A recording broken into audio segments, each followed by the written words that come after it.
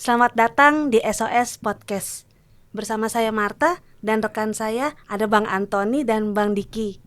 Kami dari Fakultas Ilmu Hukum Universitas Empu Tantullar Jakarta. Bersama kita saat ini sudah hadir narasumber yang luar biasa, yaitu Ibu Serepina Tiurmaida. Beliau adalah salah satu dosen di Universitas Empu Tantullar dan menjadi beberapa dosen juga di beberapa universitas di Jakarta. Tema yang akan kita angkat siang ini adalah Say No to Hoax. Untuk mempersingkat waktu, yuk langsung kita dengar aja. Mari, silakan teman-teman. Oke, terima kasih Mbak Marta.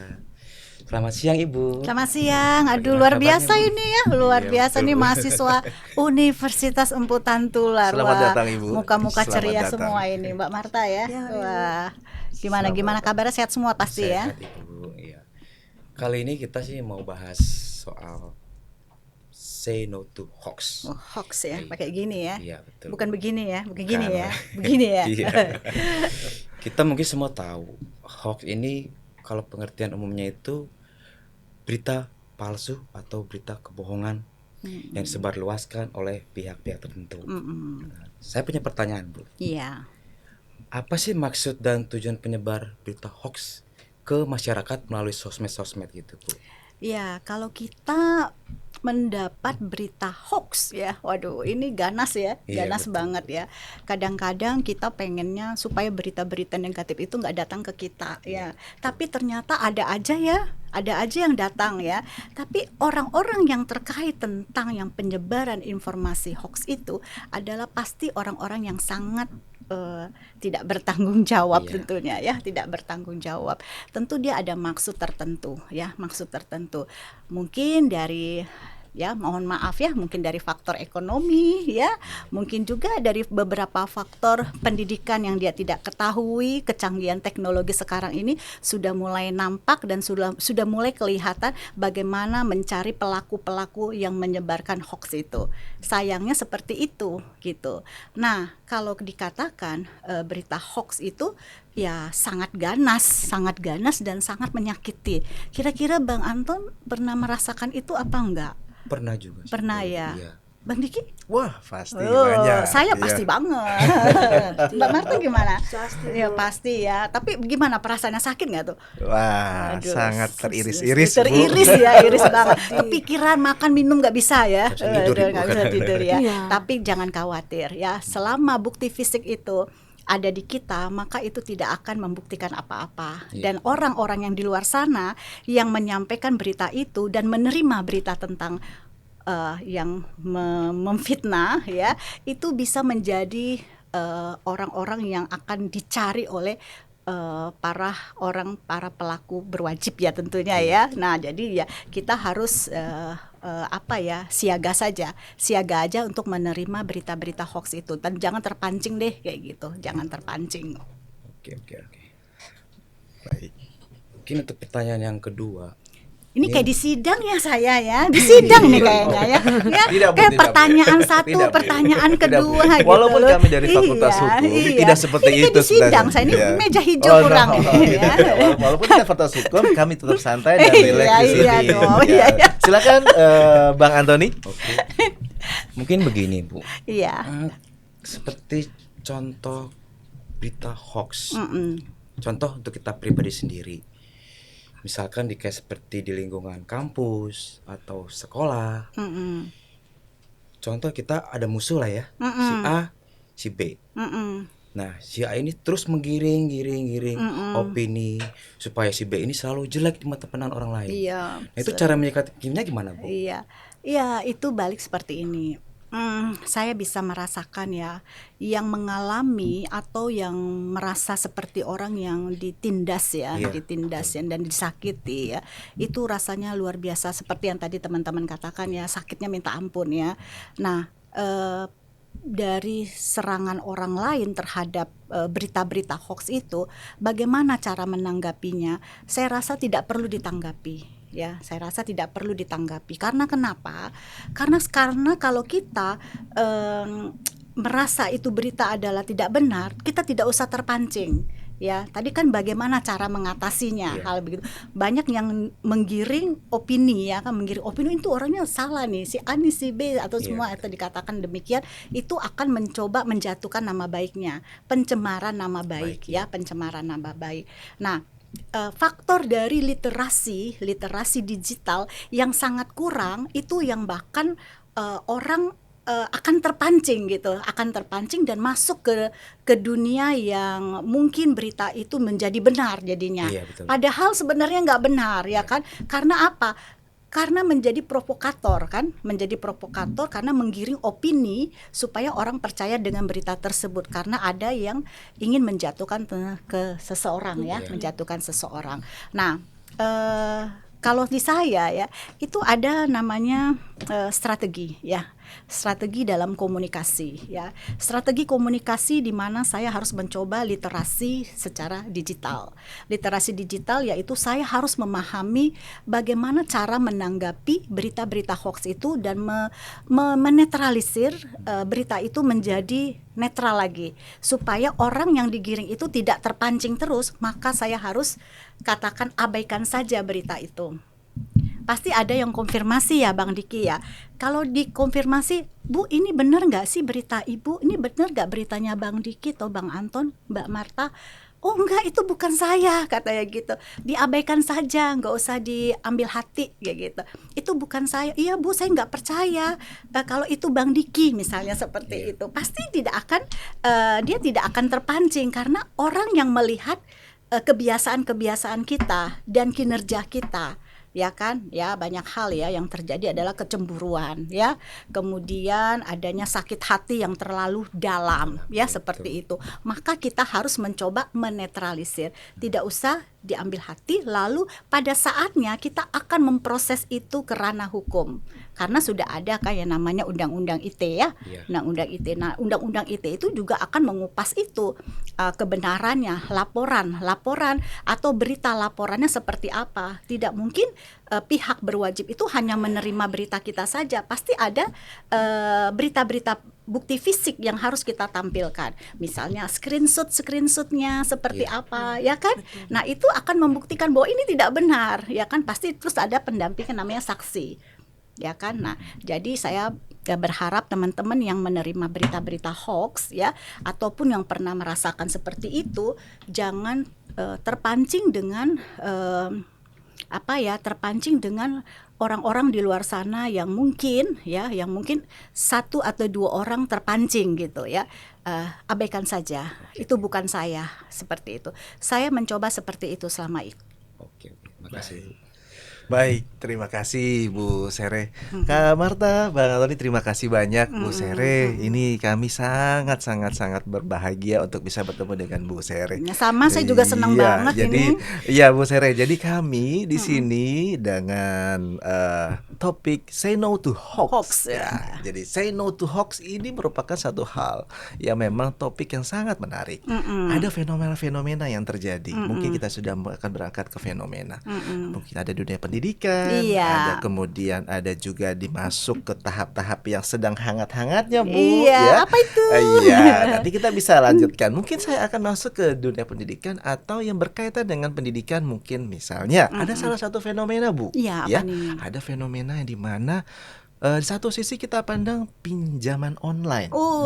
Dahsyat itu. Pinjaman online ini di satu sisi ini sangat menguntungkan untuk UMKM untuk bisa berputar modal dan berusaha. Iya. Tapi ada satu sisi lain di satu pendidikan ya, yang mungkin baru 1 minggu yang lalu ada seorang kekasih terlilit utang. Namun akhirnya pacarnya seorang gadis ini akhirnya dia harus mengisi atau melunasi pinjol dari kekasihnya. Dan terakhir akhirnya kekasih gadis ini akhirnya bunuh diri ya. Jadi dan itu adalah salah satu realita yang ada. Namun dari sisi topik di pinjaman online ini dengan kondisi-kondisi dari sudut pandang yang berbeda, menurut pandangan Bu Sere seperti apa untuk fenomena ini. Oke, baik ya. Di dunia pendidikan sekarang ini jangankan karyawan ya, anak-anak mahasiswa pun sudah mulai ya klik pinjaman cair ya, seperti itu. Terus membawa nama siapa yang akan bertanggung jawab dan siapa yang bisa dihubungi, pihak 1, pihak 2, pihak 3, itu biasa seperti itu ya. Nah, yang saya alami, saya pun pernah mengalami demikian ya. Di mana mahasiswa itu membawa nama saya ya, yang bertanggung jawab ada Ibu Serifina katanya. Nah itu ya, ada yang begitu, ada yang begitu ya. Tapi saya tidak perlu menyebut ya, tidak perlu menyebut. Tetapi akhirnya saya karena memahami ya, seperti balik tadi ya, literasi digital ya, mungkin dia kurang paham ya. Saya selalu berpikir positif ya. Konfirmasi balik, lalu saya mencoba untuk menyampaikan kenapa bisa nama ibu misalnya, seperti itu. Nah kalau bisa nama ibu, kenapa bisa menghubungi ibu? Oh ya Bu, mohon maaf inilah. Akhirnya saya bisa paham dan mengerti ya. Begitu juga mungkin teman-teman di luar sana ya, yang mengalami seperti pinjol ini yang sedang maraknya dibutuhkan sama masyarakat ya. Hati-hati menggunakan pinjol juga sebenarnya. Karena apa? Pertanggungjawaban kita adalah pada saat kita memberikan referensi atau merekomendasikan 1 atau 2 atau 3 pun nama orang yang ada di dalam data kita. Nah, itu akan masuk ke namanya database dari si pinjol tersebut. Nah, harapan saya jangan mengkaitkan ini dengan memanfaatkan orang-orang yang terdekat kayak gitu. Tetapi kalau mau menyampaikan itu menjadi rekom, tapi upayakan supaya apa? Supaya orang tersebut yang di bawah namanya itu tahu gitu, supaya tidak kaget dan tidak berpikir negatif ya. Nah, kembali ke masalahnya Bang Diki tadi. Nah, pinjol ini kan sudah masuk di dunia institusi ya. Mahasiswa sudah mulai masuk ke sana ke sini ya. Ini menjadi cermin. Jangan kita sampai masuk ke ranah-ranah yang seperti ini lagi. Apalagi sampai mencoba bunuh diri tadi ya kan? Karena apa? Faktor psikologi mental yang tidak akan kuat ya. Karena apa? Serangan-serangan masuklah tahap 1, tahap 2, tahap 3 itu akan masuk, serangan-serangan itu sangat masuk ya. Mbak Marta mungkin pernah ngerasain atau pernah mendengar cerita-cerita teman juga ya kayak gitu. Saya pernah kayak gitu. Pernah kan? Nah, nomor saya dikontak terus Bu. tuh iya ya. Nah iya, jadi saya rata-rata nih kita semua akan mengalami demikian ya. Karena apa? Data kita itu ada di nomor telepon yang bersangkutan ya kan, itu akan diproses dengan sistem mereka. Iya. Makanya teman-teman, ayo kita literasi digital kita supaya kita peka dan tahu penggunaan dan mengatasi setiap hoax yang masuk ke kita sehingga kita tidak panik. Yang biasanya terjadi adalah panik kan. Panik lalu bagaimana saya bukan ini, saya bukan itu gitu. Lalu akhirnya muncul jadi konflik sosial kan? Ya, jadi konflik yang berkepanjangan dengan orang-orang tersebut. Maka mari kita literasi digital karena sudah ada yang namanya perawatan dan fasilitas itu dari Kominfo ya, dari APJII ya. Nah, jadi ada namanya Jasa Internet Indonesia itu yang sudah masuk untuk menyatakan bahwa internet kita itu aman. Nah, seperti itu. Jadi Pak Henry itu sudah membuat seperti itu. Wah, luar biasa Bu Seri. Jadi teman-teman, kalau sudah ada dari sumbernya, dari regulator untuk PJJI ini, nggak usah khawatir. Tinggal untuk dari teman-teman bisa menjaga bagaimana kebijakan dalam setiap mengambil keputusan dalam tema pada hari ini. Dan hari ini juga kami juga ingin fenomena-fenomena yang ada terjadi ya. Di sini ada juga di mana pandangan-pandangan dari siswa-siswa ya, yang akhirnya dia ingin mendapatkan satu pengakuan untuk dalam setiap dia berteman, bersahabat dan seterusnya, namun tidak diterima. Nah, posisi di sini artinya banyak sekali hoax dari ibu-ibu mengatakan kalau begitu ya sudah tidak usah ada sekolah saja. Akhirnya ada satu fenomena 2-3 hari yang lalu ada kakinya diamputasi. Kakinya diamputasi salah satu siswa ya karena bullying yang terjadi. Jadi ada 2-3 sudut pandang yang bisa dilihat. Ada hoax di situ juga pasti ada. Namun ternyata di dunia pendidikan kami lahir dari situ ya, kita lahir dari situ, dari SD, SMP, SMA, dan sampai saat ini kita bisa bertemu. Jadi menurut pandangan Ibu seperti apa kita harus menyikapi demikian? Iya, balik lagi sebenarnya gini ya teman-teman ya, kita mental kita yang kita harus kuatkan gitu ya. Tanpa mental kita tidak akan bisa masuk ke lapangan dunia kerja yang baik gitu. Kenapa saat sekarang ini teman-teman mungkin sudah ada yang kerja dan sudah manajer tingkat atas ya, tetapi belum tentu dia bisa masuk ke lapangan dengan mental yang kuat. Karena apa? Karena terbiasa dengan menginstruksikan atau menugaskan ke bawahannya. Tetapi pada saat dia masuk dengan mental yang kuat seperti yang tadi dikaitkan dengan siswa tadi ya, itu balik lagi dari pihak keluarga, dari pihak-pihak yang terkait harus menguatkan mental psikologi dari orang-orang tersebut, sehingga apa? Bangkit semangat, motivasi lagi gitu. Nah, ada namanya efek komunikasinya yang harus dilakukan. Ada kognitif, afektif, dan behavioral. Bagaimana behavioral ini? Perubahan perilaku yang harus kita tanamkan. Kalau sudah ada kognitifnya, pengetahuan yang kita sampaikan, oh ini seperti ini loh nak. Afektifnya, apakah dengan tingkat emosinya, perubahan emosi, rasa, perasaan egois, tingkat suara kita, tone-nya kita tinggi atau rendah, itu akan berpengaruh dengan afektif kita. Lalu apa yang mau kita ciptakan? Kita mau ciptakan anak-anak atau kita sendiri melakukan perubahan, yaitu perubahan sikap, ya kan, yang negatif menjadi positif, ya kan. Itu yang kita harus benar di dalam dunia kementalan kita ya. Kalau mental kita sudah kuat, mau di hutan pun kita dilempar, saya rasa bisa keluar lagi dengan cepat, ya kan, seperti itu. Serasanya memang banyak sekali ya kami ingin sampaikan. Kita akan berdiskusi dan yang lainnya. Mungkin di topik yang next. Oke, next. Mungkin Bang Antoni dan kemudian Kak Marta mungkin akan banyak sekali berdiskusi pada saat ini. Mungkin untuk waktu saat ini, untuk momen saat ini kita kembalikan kepada MC. Ya, oke, terima kasih. Baik, mungkin Ibu Sere bisa memberikan kepada kami closing statement nih untuk acara SOS Podcast kita. Silakan Ibu. Baik, terima kasih ya. Mungkin hanya sedikit sih closing statement saya kepada teman-teman semua dan yang di luar sana ya, yang menonton kita pada sore hari ini. Saya hanya ingin menyampaikan, gunakan 10 jarimu dengan baik dan bijak ya, dan manfaatkan literasi digital di era yang sangat canggih ini dengan baik. Itu aja. Luar biasa. Terima kasih ya Bu. Jadi kesimpulan yang bisa saya ambil untuk podcast kita siang ini, hoax itu sangat berbahaya ya Bu, saat ganas.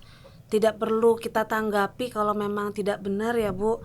Dan kita harus cerdas, karena saat ini kan sudah literasi sudah sangat maju ya Bu, sudah berkembang pesat. Jadi kita dengan mudah cari informasi yang benar ya Bu. Mungkin itu aja ya podcast kita siang hari ini. Sampai ketemu lagi di SOS Podcast. Bye.